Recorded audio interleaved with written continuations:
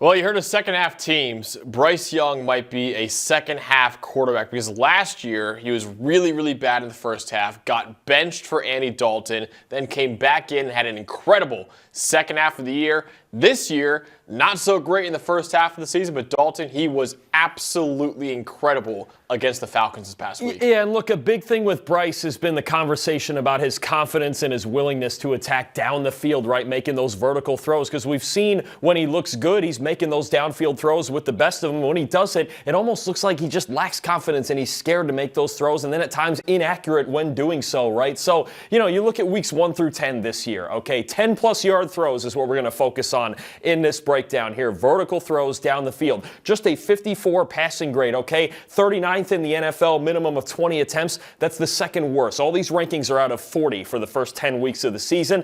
Obviously not great. 35th in adjusted completion rate. The least accurate quarterback in the NFL per our quarterback charting on 10-plus yard throws. I think there's times where he was timid. He was afraid to chuck it deep into zone coverages, things like that. And then the sixth most turnover-worthy plays, just not fitting it accurately into those tight windows, right? So you look at the first half of the season, you go, man, is he the guy? We're in year 3, we're still having these questions, and right as we're questioning it the most, they're coming off a loss to the Saints, he comes out against Atlanta and does this, right? Oof. He throws for 448 yards in that game, gets a big overtime win, making these vertical throws, 92.2 passing grade, 10 of 14, 225 yards, a darn near perfect passer rating on these throws.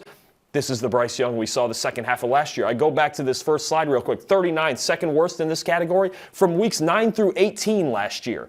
He had the best passing grade in the NFL on 10-plus yard throws. And that was without Teteroa McMillan, right? He didn't even have his number 1 receiver yet that they just got in this year's draft. So when you look at Bryce needing to throw the ball downfield, needing to threaten offenses vertically, it not only helps the passing game and creating explosive plays, but it also, for a very good Panthers run game, gets guys out of the box, right? That's some of the things that we're going to show here is making defenses respect you. When defenses have to respect Bryce Young downfield, the Carolina Panthers are a lot better. Let's show some of those 10-plus yard throws that he had this past weekend against the Falcons. So here we go. This is early in the third quarter, and honestly, this is a play that I think was the most important play in this game, and maybe the most important play of their entire season, honestly. So you see the Falcons here. Look, they're single high. They're in man-to-man coverage. They're bringing a blitzer off the slot. We're going to get man in the slot here. We got man up top. We got press man out here. Keep an eye on this outside leverage here. I'm going to make a point about that in just a minute. But you can see, look at all the guys in the box. Look at the aggression the Falcons are playing with.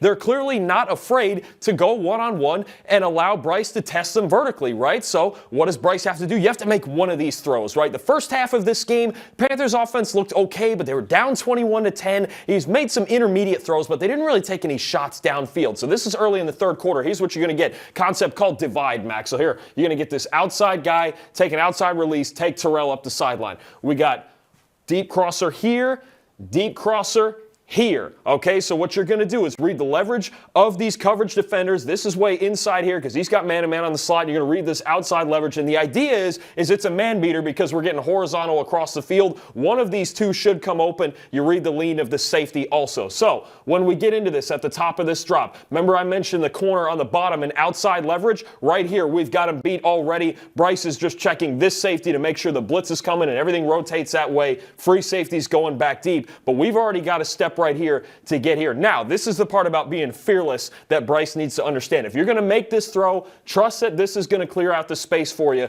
You got this linebacker dropping because the back, Rico Dowdle, had to stay in protection for that blitzer off the slot, right? So what Bryce has to do, see the pressure starting to get there. Step up in here. You're going to have to get this ball outside the number and over this linebacker's head because he sees your eyes starting to drift this way. This is a really tough throw. This is a big-time throw that we're going to make in PFF's grading here, so that's a big deal, right?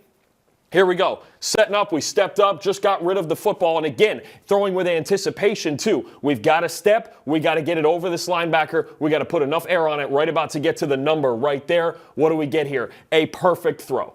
Perfect. Absolute perfection when you run a divide, when you run a deep over like this, and the linebacker drops, because that's not necessarily expected that he's going to drop that far. He's got man-to-man on the back, but he could drop off because of the blitz. That's big time. So what is the effect that has? Now, this is, Max, the very next play. All right, the very next play. Now, what's the difference you see on this play all of a sudden, just from the defense? I'm not even going to tell you what the concept is yet. Just from the defense, what happens here? All of a sudden, there's two high safeties. right? Down here, we got a press, but he's going to bail. He's going to bail. We're actually going to be in quarters here. 1 quarter, 2 quarter. Here we go. It's it. One play is all it took to beat press man coverage with a concept like that, and all of a sudden everybody's backing off. But you know what? If you're Bryce Young, we like this attacking mentality we have. So here's what's going to happen. You're going to get a vertical going right over here, sitting over holding this safety. We're going to get vertical down the field here. We're going to get vertical up top with Xavier Legette. Now, in theory, this maybe shouldn't work, right? We're going to have flats going out here from the backfield. That's fine too. But should we get vertical against quarters? Maybe, maybe not. We can try. That's been a controversy lately. But what you get here is you still create a one-on-one because this safety, he's going to hold right in here. He's not going to help up top. You can take a chance. When my guy's big and fast like Xavier Legette, you know what? Let's take some chances. We just got a big first down. Let's keep the momentum going. All right, let's get to the top of the drop. Read it out here. Again, safety holding. Bryce is staring him down so he doesn't lean out towards Legette, and we get double coverage. We've got inside leverage from the corner here, so Legette's got a free release basically to the end zone if he wants it. Clean pocket. We like to see that in Carolina, right? And all of a sudden you're talking about, you know what? Let me take the chance. Even against zone coverage, you're sitting back. Let's see if you can do it. Right here, we're releasing the football. We just released the ball. Max, what's the old saying up here? What's the old saying? He's even, he's leaving? If he's even, he's leaving. That's Xavier Legette. He's real big and real fast. Okay, let's just confidently make this throw into the end zone. Bang. So even against zone coverage, cool. 2 plays in a row where we're going to make him back off. What does that do later in the game? All right, the Falcons are staying in zone. Staying in zone coverage right here. Now, very, very similar concept, what you're going to get here. Flat, flat, vertical, and out. And Tetero McMillan's going to get to going to take a jab to the post right here, and he's going to go out. All right, we got about a 20-yard out working right here. Back's going to come in and check down. Cool. Simple concept. You know what? If they're going to keep bailing, look, once again, too high, at least right now. Now what's going to happen is these corners are going to bail. Safety's going to come down into cover 3. We're going to get into cover 3, but you're still going to see these corners really bailing. Here's what I mean on this next slide. We get to the top of the drop. See him down here. See the corner? Bailing. Turning and running, getting his eyes to the quarterback. So what the receiver does here, boom, get in his blind spot.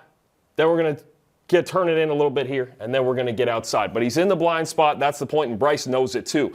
When these corners have to turn and run because of what they saw that previous drive vertically down the field, now you got opportunities to get behind them to the sideline here. And what's that create? Boom, look at all the separation. Look, he's not even turned. Because he's so worried about, okay, we got beat vertically a couple of times earlier. He's already turned. He's out here. We're wide open on a 20-yard out. And Bryce, nice throw under pressure, right? That's the other part of confidence is 1, throwing into tight windows, which we got earlier, and 2, throwing while under pressure. Perfect throw here. I'm going to show it again on the last. Now we're getting to the last drive of the game here. Look, money. That much space, that'll do. I'll live with that. That's what winning vertically sets up for you. Now, another one. Here we go.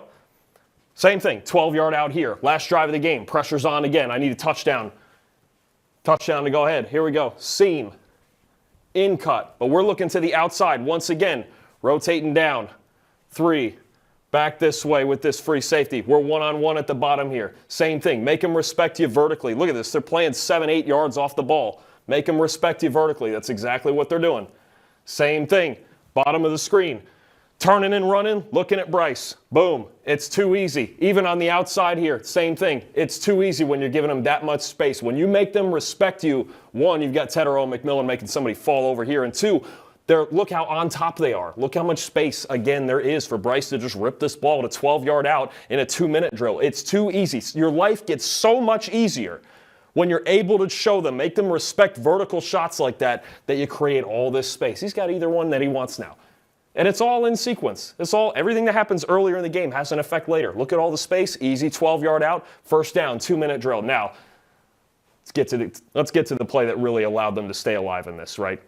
Same idea. For Bryce, now it's under pressure, continue attacking. Now, we're in the red zone. You don't have those vertical throws. The space is a little bit tighter. Understanding what you're looking at is big here. Here's what's going to happen. Jatavian Sanders, top side. Stick, nod, get to the end zone. In here, slant underneath. Out here, we're going to whip it out and back in. It's going to be a whole lot of mess, but again, you see, playing off. Red zone version of quarters here. Here we go. Quarters, sitting back, matching one. This safety right here is going to match number 2, McMillan, if he gets vertical. If he goes out, which is exactly what he's going to do, he's the responsibility of the flat. So watching this play, originally you would go, well, why would you have a play where a linebacker, Caden Ellis, is matched up with Tetero and McMillan? Well, keep in mind, they didn't get a pass rush, and this play lasted a long time, and everything got improvised. So what Bryce is going to do, he's going to look here in his drop just to see what the coverage is, especially this free safety right here. He's going to look up here, see if anybody can come free. Safety matches the stick nod with Sanders. All of this, you've got the linebacker bailing out this way to the strong side. It's all clogged up here, all right? Here it is right here. Nobody's open. Can't blame Bryce for this. Right now, at the top of his drop in this concept, nobody's open. We're good here vertically. Flat's doing a nice job. We've got this cut off both ways. Here, inside out, everything. Everything's covered. So what's Bryce got to do? Okay, now I got to make a play. I got to be Alabama Bryce Young. And this is the part about not just attacking downfield from the pocket. Let's escape the pocket and do what we used to do at Alabama, right? We're going to get out of here. McMillan here turns upfield. The out route wasn't open, but he understands, listen, we're going to get vertical. Bryce wants to attack out on the move. We're going to look for our favorite receiver down here, escape the pocket, make a big throw. Again, just leaking. All you got to do is get it over Ellis and not leave it inside for the safety to go get, releasing the ball, touchdown, going to overtime, right? It's this attacking mentality that we've got to see every week from Bryce Young, right? We've seen it in flashes. We saw it the second half of last year. Now we see it in this Atlanta game where he puts up almost 450 yards. He puts the team on his back. Can he do it back-to-back weeks, right? This week, big Monday night game in San Francisco. Yeah. Can he do it out there on the road in a big? Because if they, listen, Bucs are playing the Rams, Panthers, you win that game, they win this game, they could be in first place. Yeah. Right? But they'd have to be in first place because Bryce Young at times can do this and make defenses respect him. And everything I just said as well in this breakdown also helps the run game big time. You back off those safeties, you get space for Rico Dowdle, Chuba Hubbard to work in the run game. So really, to me, the rest of their season is about that guy right there, Bryce Young, attacking vertically down the field and his effectiveness doing it. So it is a one-game sample size, but it is worth wondering whether or not Bryce Young can improve in the second half of this year just like he did last year. And considering the Panthers improved the supporting cast around Bryce Young this year, they could be a really dangerous team to watch in the NFC playoffs if Bryce Young did improve.